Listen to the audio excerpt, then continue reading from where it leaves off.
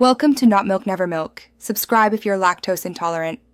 In this video, I will explain how to change your Mini Cooper key cover.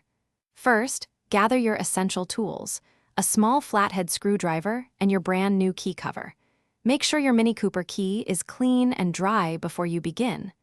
This simple process takes only a few minutes, so let's get started right away.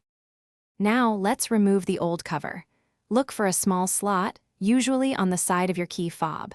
Carefully insert the tip of your flathead screwdriver into this slot. With a gentle twist, you can pry the old cover open. It should pop off easily, revealing the inner workings of your key. With the old cover off, it's time to install your new one. Carefully align the new key cover with the shape of your key fob. Make sure all the edges match up perfectly. Then, press the new cover firmly into place. You should hear a satisfying click, confirming that it is securely attached and ready to go. To finish up, perform a quick check. Test all the buttons on your key fob to ensure they function correctly with the new cover. Make sure there are no gaps and the cover is fully closed. For extra protection, you might consider adding a clear protective film to keep your new cover looking great for longer. Thanks for watching. If this was helpful, leave a like and consider subscribing. See you next time.